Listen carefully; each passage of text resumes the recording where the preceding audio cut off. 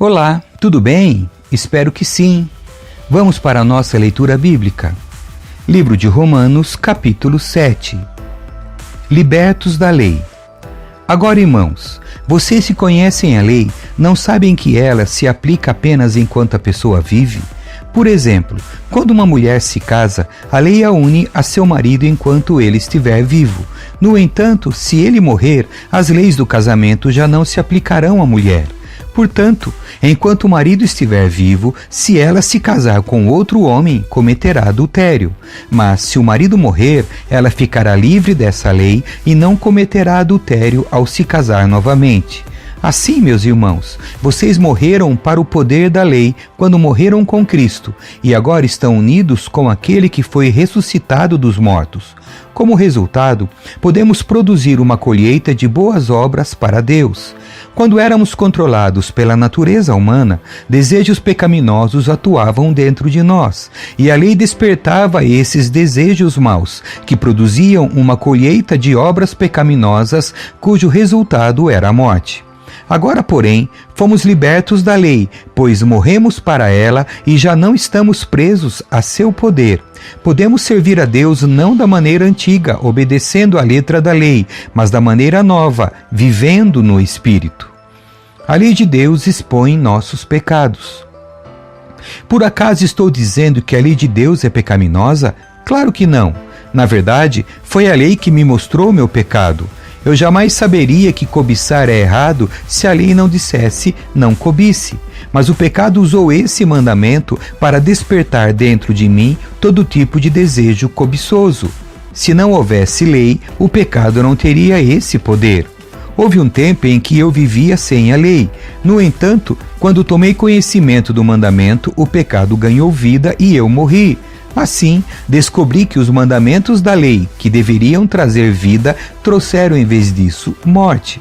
O pecado se aproveitou desses mandamentos e me enganou e fez uso deles para me matar. Isso, porém, só demonstra que a lei em si é santa, e santos, justos e bons são seus mandamentos. Mas, então, a lei que é boa foi responsável por minha morte? Claro que não. O pecado usou o que era bom para me condenar à morte. Vemos com isso como o pecado é terrível, usando os bons mandamentos de Deus para seus próprios fins perversos. A luta contra o pecado. O problema não está na lei, pois ela é espiritual e boa. O problema está em mim, pois sou humano, escravo do pecado. Não entendo a mim mesmo, pois quero fazer o que é certo, mas não o faço. Em vez disso, faço aquilo que odeio. Mas, se eu sei que o que faço é errado, isso mostra que concordo que a lei é boa. Portanto, não sou eu quem faz o que é errado, mas o pecado que habita em mim. E eu sei que em mim, isto é, em minha natureza humana, não há nada de bom, pois quero fazer o que é certo, mas não consigo. Quero fazer o bem, mas não o faço. Não quero fazer o que é errado, mas ainda assim o faço. Então, se faço o que não quero, na verdade não sou eu quem o faz, mas o pecado que habita em mim.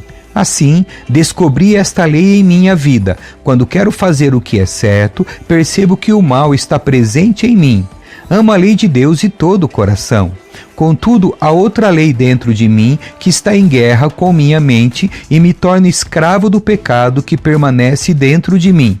Como sou miserável! Quem me libertará desse corpo mortal dominado pelo pecado?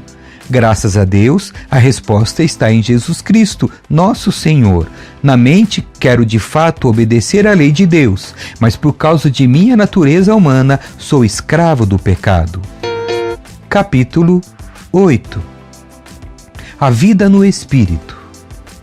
Agora, portanto, já não há nenhuma condenação para os que estão em Cristo Jesus, pois em Cristo Jesus, a lei do Espírito que dá vida os libertou da lei do pecado que leva à morte. A lei não era capaz de nos salvar por causa da fraqueza de nossa natureza humana. Por isso Deus fez o que a lei era incapaz de fazer ao enviar seu Filho na semelhança de nossa natureza humana pecaminosa e apresentá-lo como sacrifício por nosso pecado. Com isso, declarou o fim do domínio do pecado sobre nós, de modo que nós, que agora não seguimos mais nossa natureza humana, mas sim o Espírito, possamos cumprir as justas exigências da lei. Aqueles que são dominados pela natureza humana pensam em coisas da natureza humana, mas os que são controlados pelo Espírito pensam em coisas que agradam o Espírito. Portanto, permitir que a natureza humana controle a mente resulta em morte, mas permitir que o Espírito controle a mente resulta em vida e paz. Pois a mentalidade da natureza humana é sempre inimiga de Deus, nunca obedeceu às leis de Deus e nunca obedecerá. Por isso, aqueles que ainda estão sob o domínio de sua natureza humana não podem agradar a Deus. Vocês, porém, não são controlados pela natureza humana, mas pelo Espírito, se de fato o Espírito de Deus habita em vocês. E, se alguém não tem o Espírito de Cristo, a ele não pertence. Uma vez que Cristo habita em vocês, embora o corpo morra por causa do pecado, o Espírito lhes dá vida porque vocês foram declarados justos diante de Deus. E se o Espírito de Deus que ressuscitou Jesus dos mortos habita em vocês, o Deus que ressuscitou Cristo Jesus dos mortos dará vida a seu corpo mortal por meio desse mesmo Espírito que habita em vocês. Portanto, irmãos, vocês não têm de fazer o que sua natureza humana lhes pede, porque se viverem de acordo com as exigências dela, morrerão. Se, contudo, pelo poder do Espírito, fizerem morrer as obras do corpo, viverão, porque todos que são guiados pelo Espírito de Deus são filhos de Deus. Pois vocês não receberam um espírito que os torne, de novo, escravos medrosos, mas sim o Espírito de Deus, que os adotou como seus próprios filhos. Agora nós o chamamos Abba, Pai, pois o seu Espírito confirma a nosso espírito que somos filhos de Deus. Se somos seus filhos, então somos seus herdeiros e, portanto, co-herdeiros com Cristo.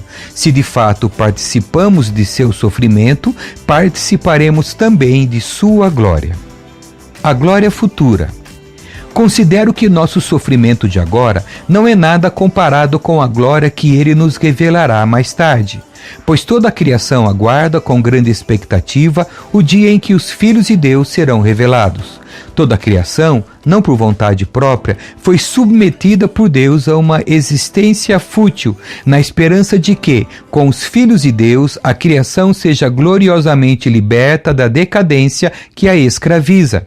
Pois sabemos que, até agora, toda a criação geme como em dores de parto. E nós, os que cremos, também gememos, embora tenhamos o Espírito em nós como antecipação da glória futura, pois aguardamos ansiosos pelo dia em que desfrutaremos nossos direitos de adoção, incluindo a redenção de nosso corpo. Recebemos essa esperança quando fomos salvos. Se já temos alguma coisa, não há necessidade de esperar por ela, mas se esperamos por algo que ainda não temos, devemos fazê-lo com paciência e confiança. E o Espírito nos ajuda em nossa fraqueza, pois não sabemos orar segundo a vontade de Deus, mas o próprio Espírito intercede por nós com gemidos que não podem ser expressos em palavras. E o Pai, que conhece cada coração, sabe quais são as intenções do Espírito, pois o Espírito intercede por nós, o povo santo, segundo a vontade de Deus. E sabemos que Deus faz todas as coisas cooperarem para o bem daqueles que o amam e que são chamados de acordo com o seu propósito. Pois Deus conheceu de antemão os seus e os predestinou para se tornarem semelhantes à imagem de seu Filho, a fim de que ele fosse o primeiro entre muitos irmãos. Depois de predestiná-los, ele os chamou, e depois de chamá-los, os declarou justos, e depois de declará-los justos, lhes deu sua glória. Nada pode nos separar do amor de Deus. Que podemos dizer diante de coisas tão maravilhosas? Se Deus é por nós, quem será contra nós? Se ele não poupou nem mesmo seu próprio Filho, mas o entregou por todos nós, acaso não nos dará todas as outras coisas? Quem se atreve a acusar os escolhidos de Deus? Ninguém, pois o próprio Deus nos declara justos diante dele. Quem nos condenará então? Ninguém, pois Cristo Jesus morreu e ressuscitou e está sentado no lugar de honra à direita de Deus, intercedendo por nós. O que nos separará do amor de Cristo? Serão aflições ou calamidades, perseguições ou fome, miséria, perigo ou ameaças de morte? como dizem as Escrituras. Por causa de ti, enfrentamos a morte todos os dias. Somos como ovelhas levadas para o matadouro. Mas, apesar de tudo isso, somos mais que vencedores por meio daquele que nos amou.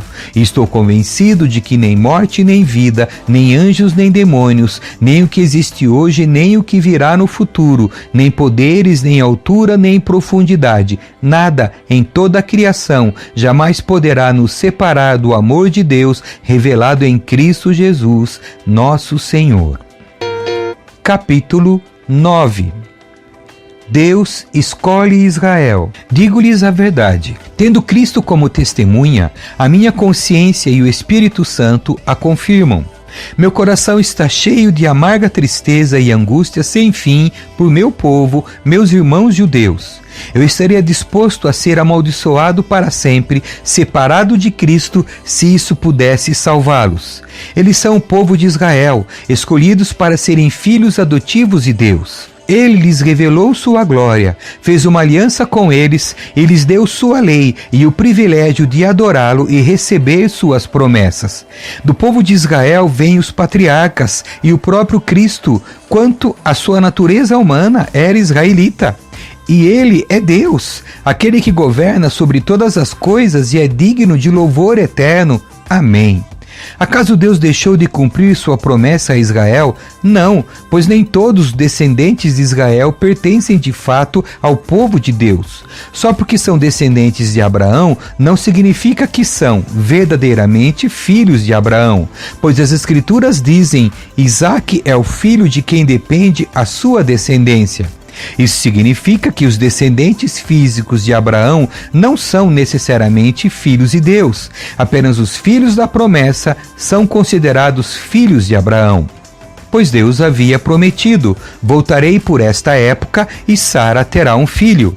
Esse fato não é único. Também Rebeca ficou grávida de nosso antepassado Isaque e deu à luz gêmeos. Antes de eles nascerem, porém, antes mesmo de terem feito qualquer coisa boa ou má, ela recebeu uma mensagem de Deus. Essa mensagem mostra que Deus escolhe as pessoas conforme os propósitos dele e as chama sem levar em conta as obras que praticam. Foi dito a Rebeca: seu filho mais velho servirá a seu filho mais novo. Nas palavras das Escrituras, amei Jacó, mas rejeitei Esaú. Estamos dizendo então que Deus foi injusto? Claro que não, pois Deus disse a Moisés: terei misericórdia de quem eu quiser e mostrarei compaixão a quem eu quiser.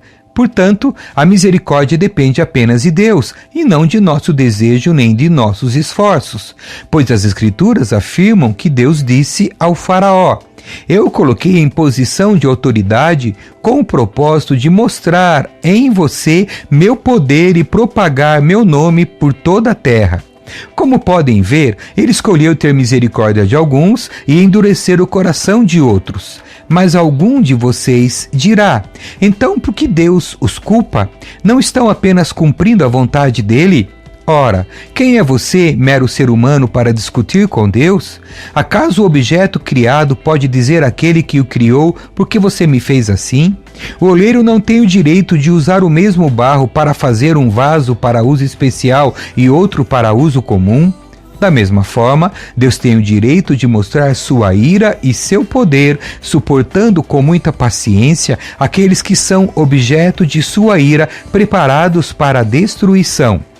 Ele age desse modo para que as riquezas de sua glória brilhem com esplendor ainda maior sobre aqueles dos quais ele tem misericórdia, aqueles que ele preparou previamente para a glória. E nós estamos entre os que ele chamou, tanto dentre os judeus como dentre os gentios.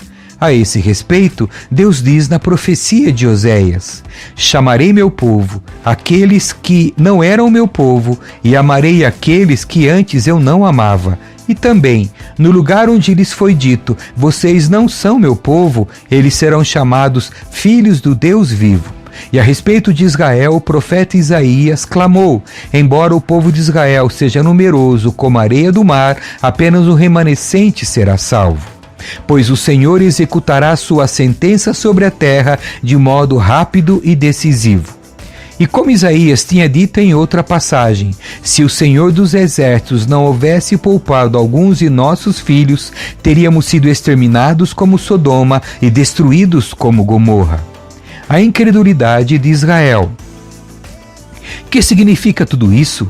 Embora os gentios não buscassem seguir as normas de Deus, foram declarados justos e isso aconteceu pela fé. Já o povo de Israel, que se esforçou tanto para cumprir a lei a fim de se tornar justo, nunca teve sucesso. Por que não? Porque tentaram se tornar justos por meio de suas obras e não pela fé. Tropeçaram na grande pedra em seu caminho. E a esse respeito as Escrituras afirmam: ponho em Sião uma pedra que os faz tropeçar, uma rocha que os faz cair, mas quem confiar nele jamais será envergonhado. Amém. Que Deus abençoe a sua leitura. Tchau.